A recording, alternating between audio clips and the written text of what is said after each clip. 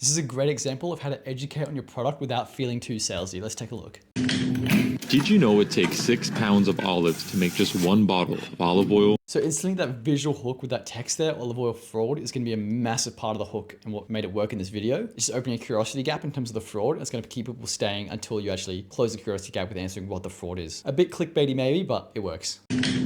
Did you know it takes 6 pounds of olives to make just one bottle? So now they're going into an educational piece, which is probably going to appeal to a pretty broad audience, considering they're not measuring any specific pain points or specific desires. They're purely just educating on olive oil, which is a pretty broadly used product. In ancient Greece, olive oil was more than a cooking ingredient. It was a form of currency, often called liquid gold, because it could be used as food, medicine, and even for beauty. People trusted it and used it as. So at this point, it does not feel like an ad pretty much at all. Like obviously they've shown the product itself in terms of them making it, but it doesn't feel like an ad. And the shots they've been using, the actual B-roll, have been like super engaging shots of showing the process. Like the sort of POV style shots or shot on an iPhone. They're like very viral-ish looking type of B-roll, if you know what I mean. And this educational piece is actually entertaining, so. As a common way to trade. However, that was long before everything started being mass produced. Today, olive oil fraud is $1 billion. Now they're sort of going into the story of their product and their brand, and they're doing this by starting with the problem. So you can see they're starting with the olive oil industry is broken, whatever it may be. There's a lot of fraud. They're going into sort of this educational piece based on that, and they're starting their story before they pitch the product with this. Dollar industry,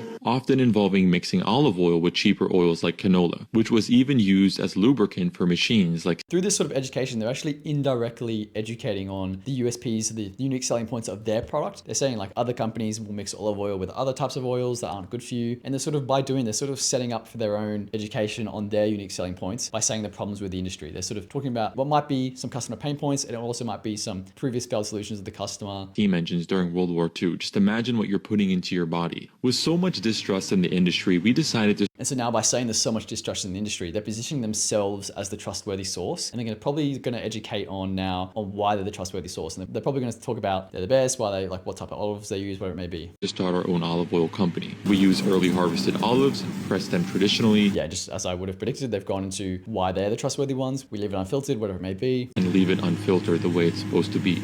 And we get it from a village where my family comes from. And saying this, we get it from a village where my family comes from, just adds so much authenticity to it. And because it's a founder story ad, like that is going to add so much authenticity, and people love to buy from people, especially customers love stuff like this. They feed this oil to their families, and we actually went one step further by saying this, it also makes it feel like a family-owned brand, which it may be a family-owned brand, I don't know, but people love buying from family-owned brands. When it's family-owned, it feels authentic, it feels personal, people fall in love with the story, and that's what makes them buy. Running lab tests to ensure it meets the extra virgin standard. So this isn't your average olive oil, this is a traditional olive oil you'd actually have to fly to a Mediterranean village to get. Check it out on our TikTok shop and let us know how you like it. And so obviously this is organic post, but what they could have done if they were running this as an actual ad, like meta ads, they could have ended this with, instead of like obviously have a look at our TikTok shop, they could have presented an offer, like they could have said, or they could have put some social proof. They might say like fast forward, we've helped, or fast forward, it's the olive oil now loved by X amount of people. They could do a bit of an offer stack at the end, like, and right now it's whatever percentage off, or you buy 3, you get 1 free, whatever it may be, and then end with the CTA. So that's what they could do if it was an ad, just to add a bit more onto it. But I think this type of ad with that educational piece and that founder educational piece at the start that then transitions into a founder story and then the actual product itself is a really great style of ad and format of ad that is very easy to make. You can see it's purely B-roll with just a voiceover, very easy to make, and it's going to work extremely well with that cold top of funnel audience, which is why it works so well with an organic audience. If you want access to my library of winning ads you can copy to create your next $100,000 winner in the next 24 hours, comment the word vault and I'll send it to you.